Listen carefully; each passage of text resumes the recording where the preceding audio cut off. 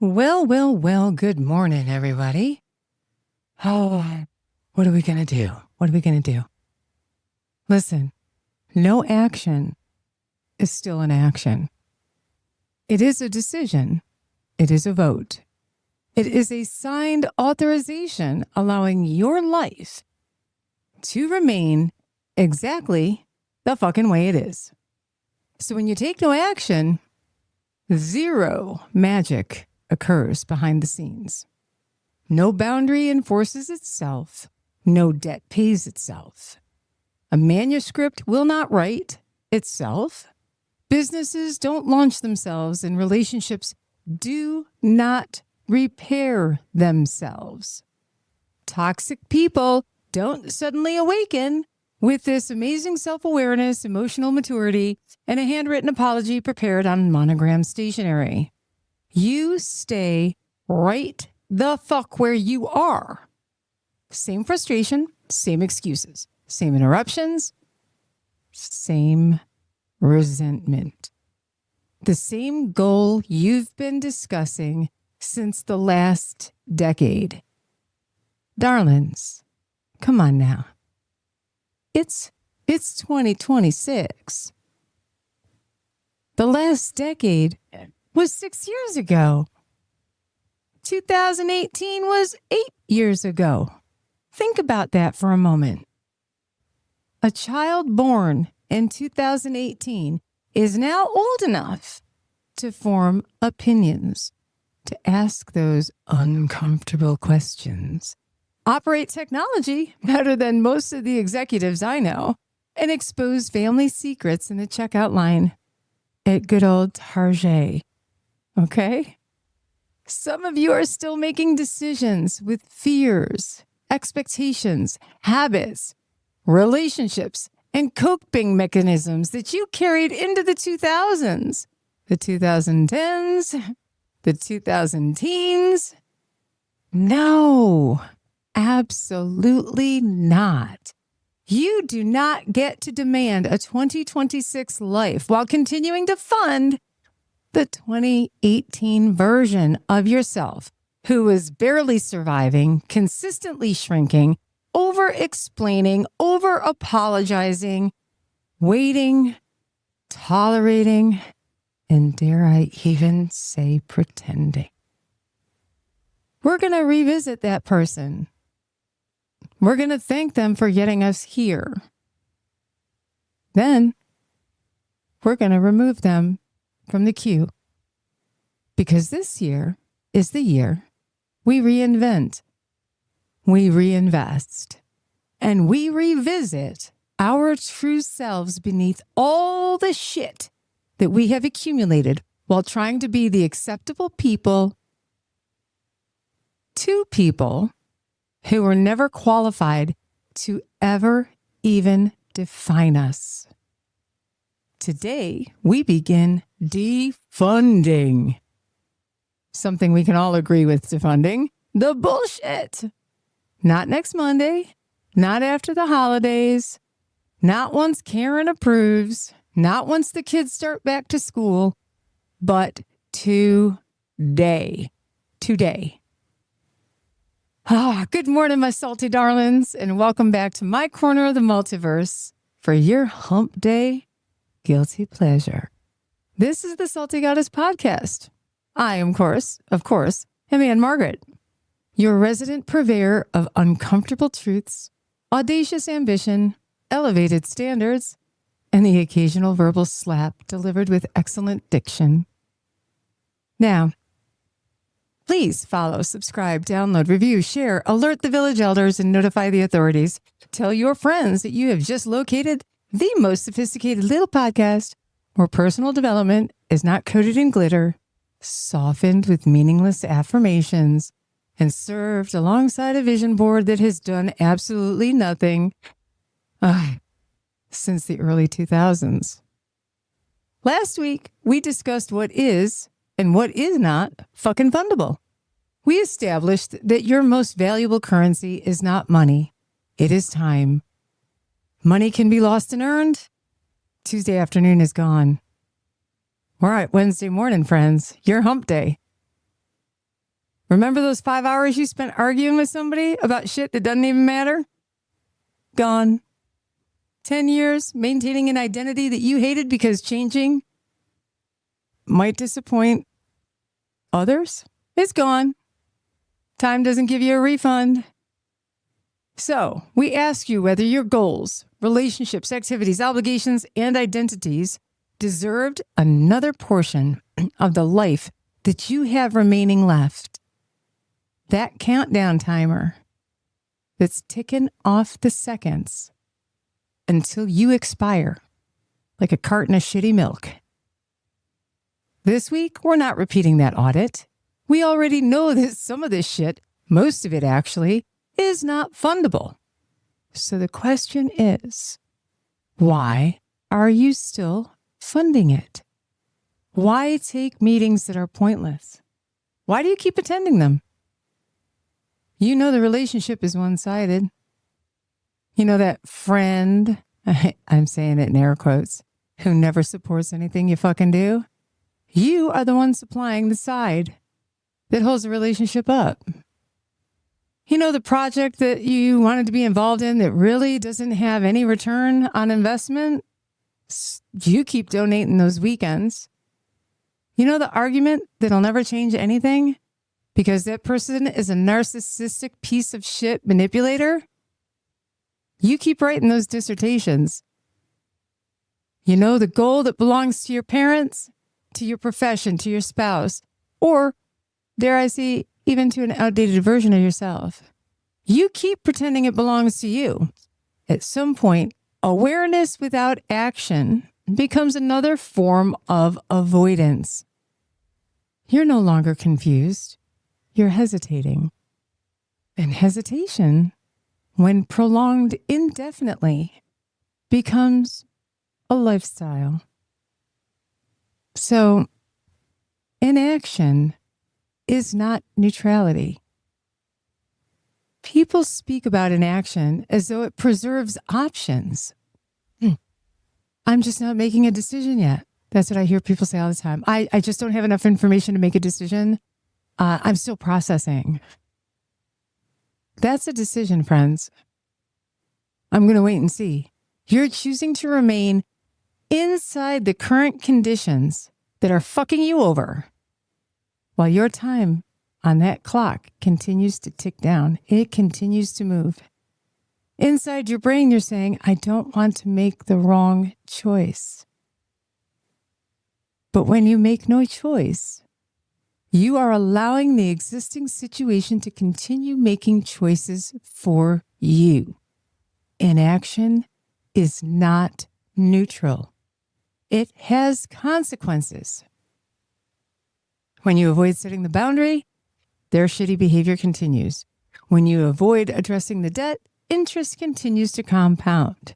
When you avoid making the appointment for a medical problem, the concern remains unresolved. Concern is worry. Worry is a waste of your time. When you avoid launching, you receive zero feedback, zero customers, zero evidence, and zero growth. When you avoid leaving those relationships, and I don't give a shit what relationship it is, child to parent, parent to child, sibling to sibling, friend to friend, work, etc. When you avoid leaving, you continue investing in the environment that you already know is fucking draining you. When you avoid beginning, your goal is simply a fantasy. And, well, fantasies are awesome. And they're safe. They can't fail. They can't be criticized. They can't expose the gap in your confidence or your competence. But they also don't produce a single fucking result towards your growth. Some people have been thinking about the same fucking shit for 8 years. At that point, you're not thinking. You have formed a long-term strategic partnership with avoidance. You share office space and holiday gifts with avoidance. Avoidance is actually listed in your emergency contacts first. And every year you say to yourself, oh, this is my year. Apparently, someone failed to inform the year. Now, the glorious, infuriating truth is that nothing changes until something changes. Not one damn thing is going to change until you change it. You can change your hairstyle, and you can purchase both of my planners. All right, the fix your shit and the maintaining your shit. You can move around furniture. You can download a productivity app. Listen to my podcast featuring this magnificently salty woman telling you to get your ass moving. But until you change your behavior, your outcome remains funded by the same itty-bitty little deposits. The current version of your life is not an accident. It is the accumulated result of what you repeatedly fund, tolerate, avoid, accept, postpone, and allow. Oh, that does not mean everything that has happened to you is your fault. Okay? It means the next action, however, is still your responsibility to begin. Fault and responsibility are not identical. Someone else could have created the wound, but you're still responsible for deciding whether it governs you for the next decade. So let's go back to 2018. Who were you? Who were you then? What were you doing? What did you believe? What did you tolerate? What were you trying to prove? Whose approval were you seeking? What relationships did you believe would last forever? Which career did you think would define you permanently? What were you most afraid to say? Where were you shrinking? Why were you shrinking? For whom were you shrinking? What were you carrying that never belonged to you? What did you think you had to endure to be considered loyal, successful, respectable, lovable, loving, professional, or good? You're not that same person. I can promise you this right here and right now. I know I'm not. I am not the same person I was 8 years ago. A lot has changed in my life. Some of it for the good, some of it maybe not for the good, but it has changed. And I sincerely hope you're not the same person. 8 years should produce some evolution. So if your life has changed, but your internal operating system has not, you're going to continue applying expired rules to current decisions. I want you to think about that for a minute. This morning I got into the office. It was before 7 a.m. Kind of wild for a Saturday. I know, I get it. It's not for everybody. The way I do things is not the way everybody does things. And 3 of my 4 phones were ready to have a system update. What? If my phone is updated with a software patch or bug fix or whatever every so many months, what makes you think that in 8 years, you shouldn't have also updated your operating system? You should. 8 years should have produced some evolution. If your life has changed, but that system has remained the same, you're using and applying expired shit to current you. In 2018, you may have had a version of you that needed to survive something. You may have needed approval. You may have been, you may have believed saying no was dangerous. No in 2026 is a complete sentence, my bitches. Use it accordingly, okay? You may have lacked money, information, support, confidence, authority, or options.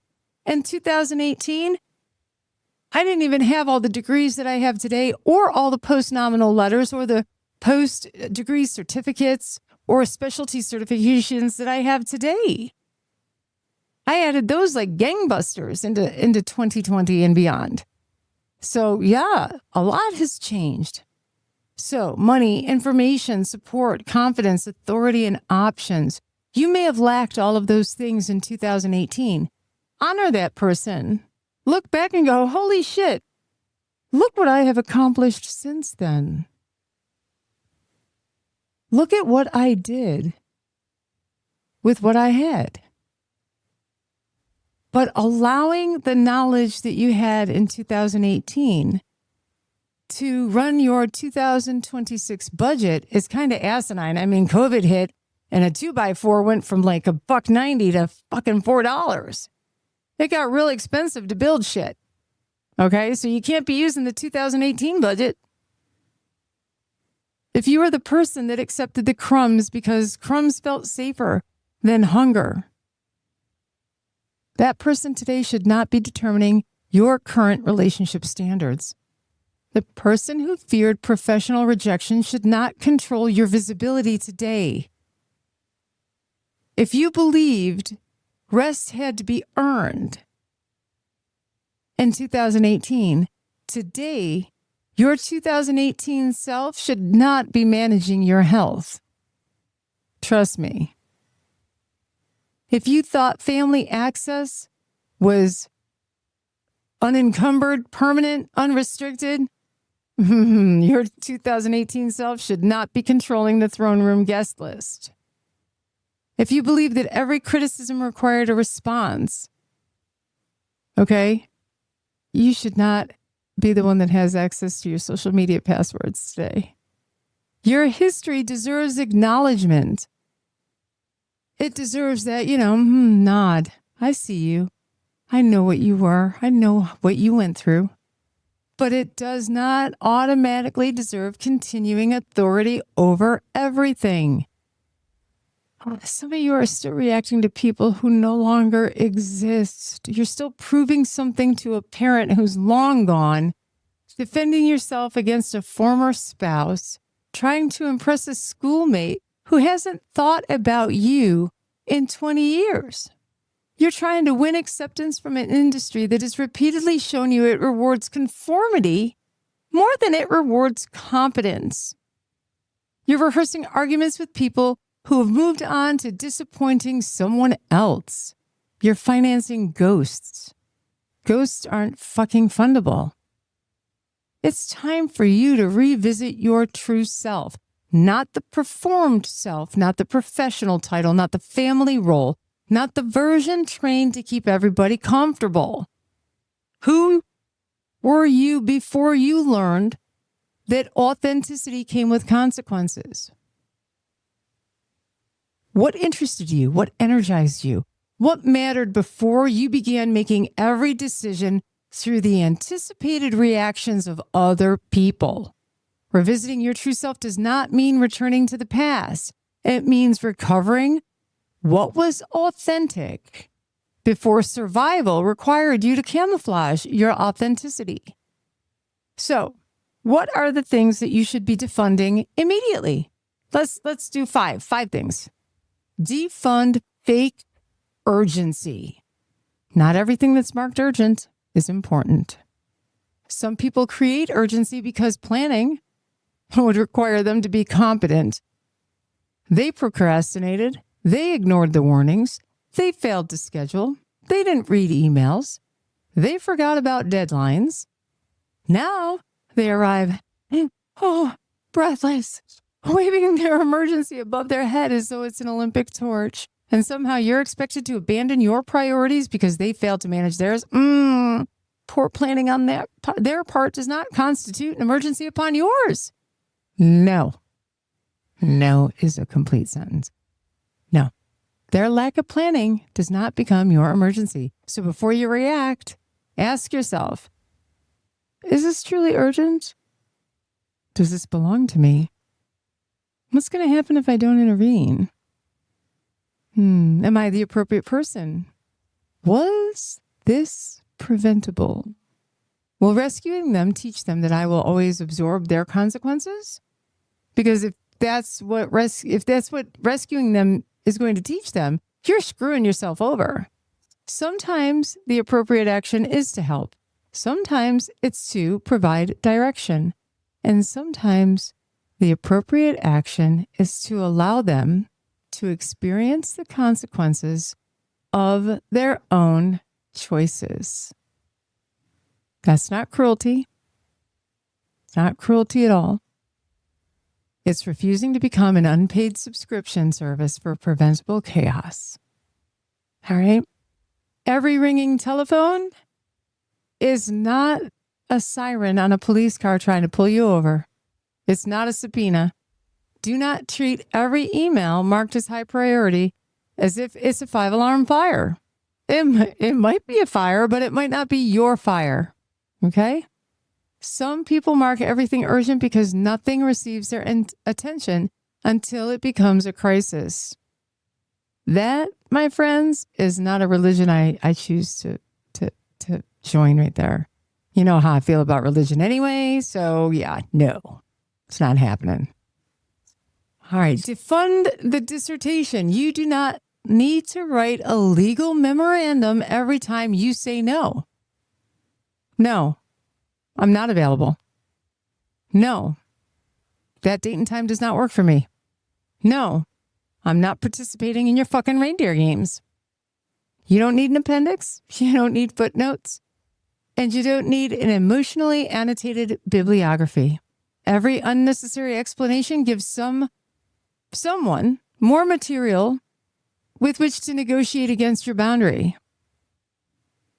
When you say, "Oh, I can't attend. I've had an exhausting week and I need to finish this project and my neck hurts and I have an appointment Saturday. I hope you aren't upset."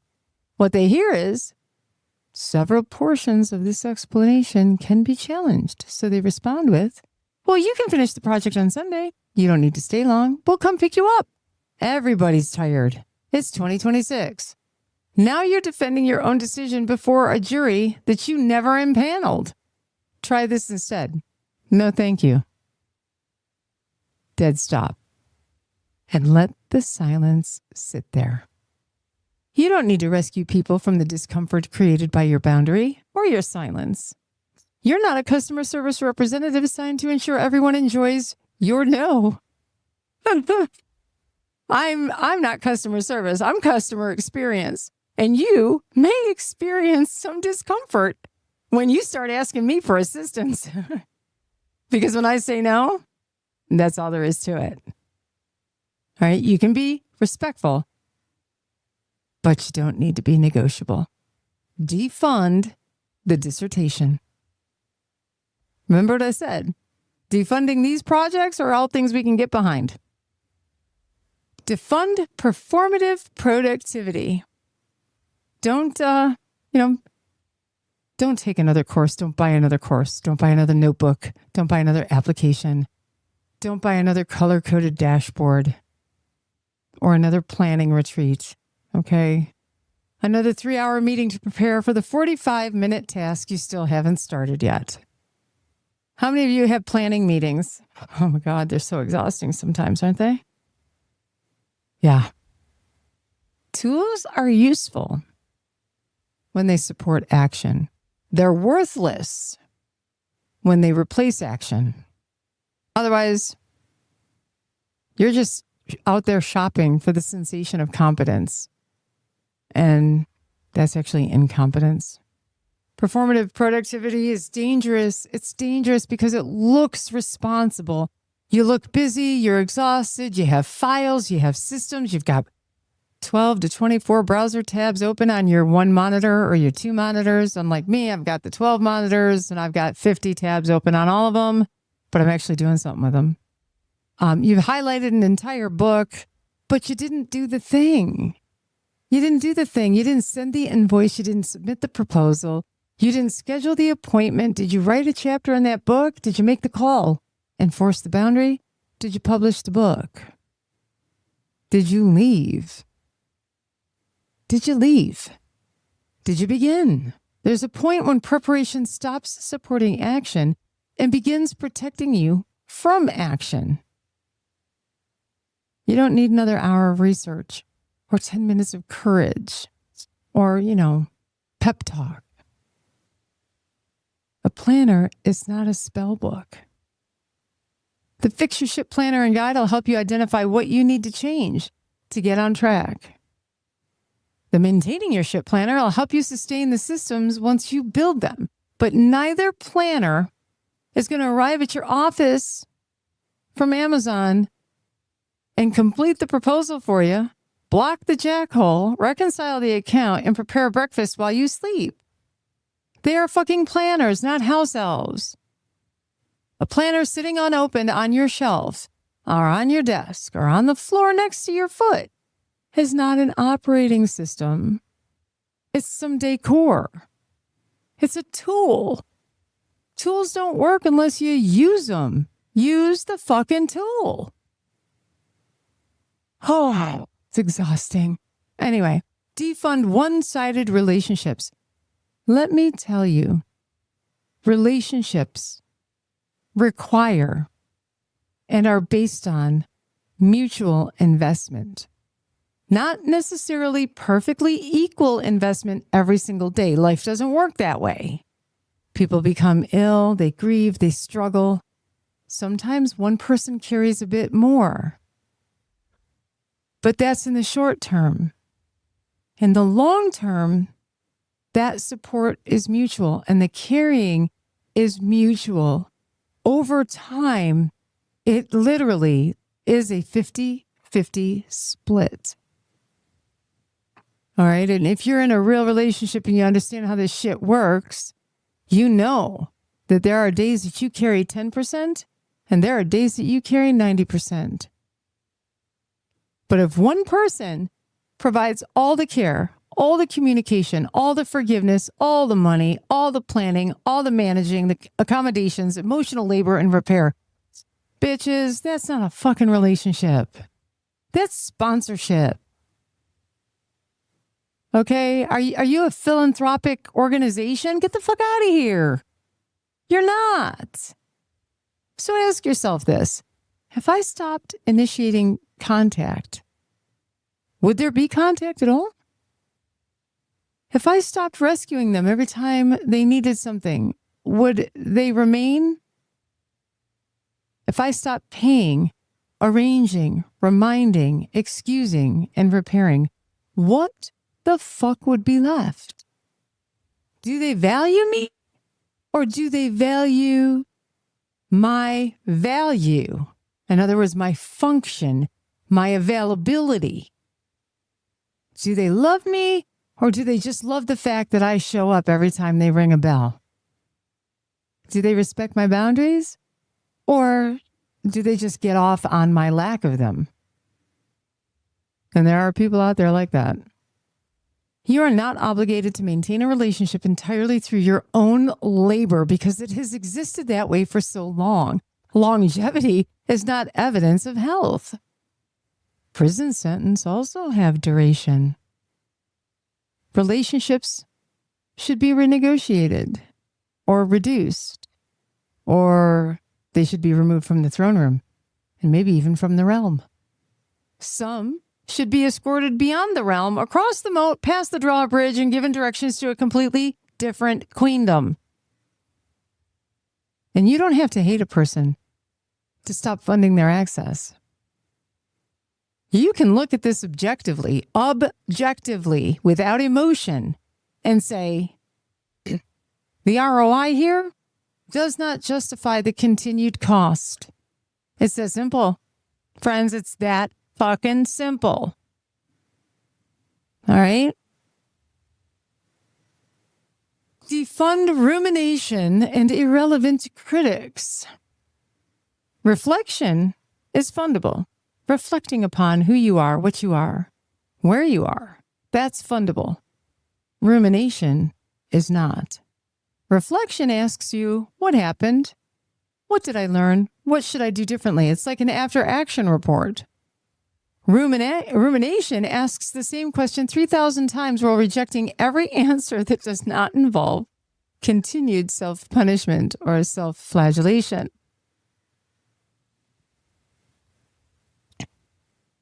You've reviewed the film. You know where the play failed. Stop watching the replay. Return to the field. Yep, you made mistakes. Perhaps expensive ones. Perhaps even embarrassing ones. I mean, I was married before. Perhaps you trusted someone who arrived wearing competence as a costume instead of their normal clown attire.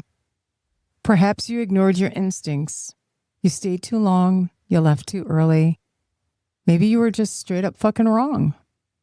Welcome to being alive. You may learn without turning your regret into a permanent residence. Okay?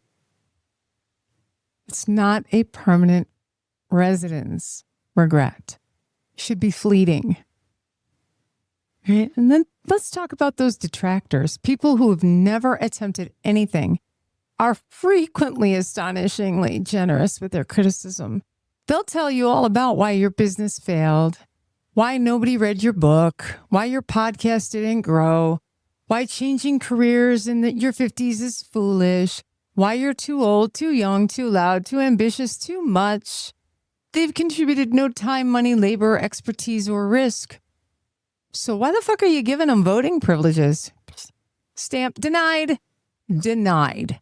Your detractors do not receive equity in an enterprise. Yes, I can speak English. In an enterprise they refuse to fund.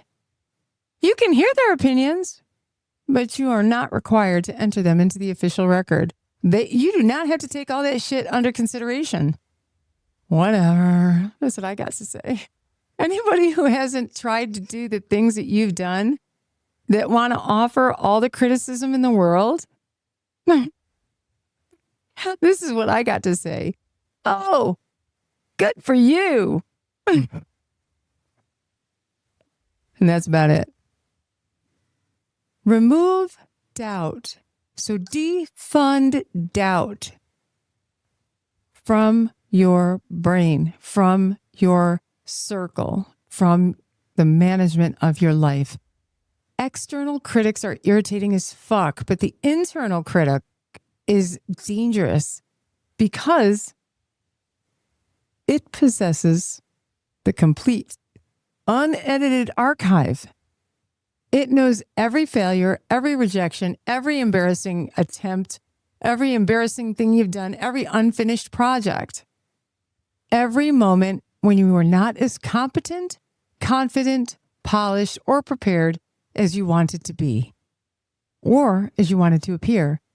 And it'll say to you, in the quietest of moments, late at night, when you're all alone with your thoughts, and there's nothing in the at all to distract you from your thoughts. And your thoughts will say to you, well, you've tried before and you've failed. You're too late. You don't know enough. Somebody else already does this. They'll laugh. What happened if nobody buys it? What happened if nobody listens? What happens if you're not as good as you think you are? And that voice may not disappear, but it can be removed from management. Your doubt may attend a meeting, but it doesn't chair the meeting. It doesn't control the budget. It doesn't approve expenditures. And it does not receive veto authority. You can answer with, yep, I might fail. Yep, somebody is going to criticize me. That I can 100% for sure tell you I know someone's going to criticize me. And maybe the first attempt may be imperfect. May I redirect you to some of my earliest podcast episodes that sounded like absolute shit, okay? Or some of them that were as boring. They were so boring that I heard the first 5 minutes and wanted to poke my own eardrums out with a stick, okay? Sure, they may be imperfect. And I may discover that podcasting isn't what I want to continue doing. I'm in year 2. I've done almost 100 episodes. So yeah, maybe I will decide, I don't want to do this anymore. It takes up too much of my time. But I'm going to continue to fund the attempt until I make that decision free and clear of any doubt. Courage is not the absence of doubt. Courage is refusing to allow doubt to blow through the entire account. Action creates evidence. Evidence builds confidence. Confidence rarely arrives in advance wearing a cape and carrying written permission slips. We all begin in uncertainty. We all develop confidence over time. No one is completely 100% competent the very first time. We collect evidence. Confidence catches up, and then readiness is frequently the receipt that's issued once you begin. Now, if I should decide based on evidence that the ROI isn't worth it to me and I decide to sundown my podcast, just know that I'm going to do it because it no longer fulfills something for me, not because someone from outside made me doubt whether or not my podcast was good enough. Not happening. So we need to revisit, reinvent, and reinvest our operating framework for 2026. Revisit your actual values and the dreams that still belong to you, the parts of yourself buried beneath duty, expectation, survival, performance, and other people's opinions. Ask yourself what still matters. What no longer fits? What have I outgrown? What am I pretending to want? Because I think that's what people want to see from me. Who am I when no one is watching? Newsflash, everybody. I'm still the same crazy bitch. Yeah. Morning, noon, and night. Awake, asleep, having fun, not having fun, reading a book, watching a documentary. I'm still me. And I love that because it wasn't always the case. I had time as well where I was being what I felt society, friends, family, I use friends and family in quotes, wanted me to be or expected me to be. Okay? What would I choose if nobody applauded? Bitch, please, ain't nobody applauding me. I applaud myself, though. Pat myself on the back, twist my own arm, right? What would I stop if nobody became angry? In other words, if I did something, or if I did something that made people angry, nobody ever became angry again. Would I do that? Would I continue to do that? Oh, hell yeah. Reinvention is not the definition of becoming a fictional new person. It means refusing to remain loyal to systems, identities, habits, and standards that no longer support who you're becoming. You're like the caterpillar and the chrysalis becoming the butterfly. And just so you all know this, every single one of us does this throughout our entire lives. We go into a chrysalis from infant to toddler, toddler to child, child to adolescent, preteen, teen to young adult to adult. We go through changes through everything. Our priorities change, our needs, our desires, our interests, everything changes. So reinvention doesn't mean you're a fictional person. You just become and incorporate habits and standards that support you. Reinvent your schedule and access in business and your role and your definition of success. For some of us, just simply finishing one project is success enough. Some individuals that I've worked with want to just publish a single book. They don't want to become a serial author. Success to them is getting one book out the door and published. I think that's great. Do it. And if you don't want to do another, perfectly fine. Reinvent the way you communicate. Protect your health, the way you respond to criticism, right? Reinvention is not betrayal of who you were. It is loyalty in who you will become and what you will become.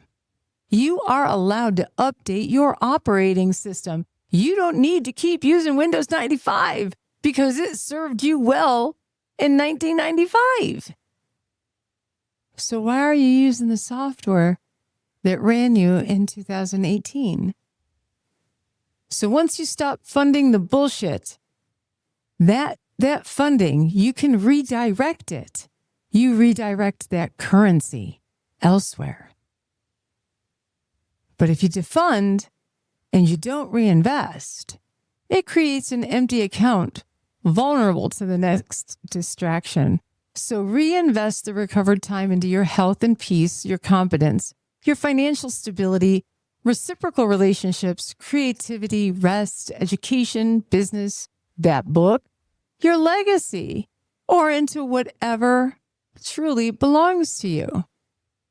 The goal is not merely just to eliminate, but it is to reclaim and redirect. Now,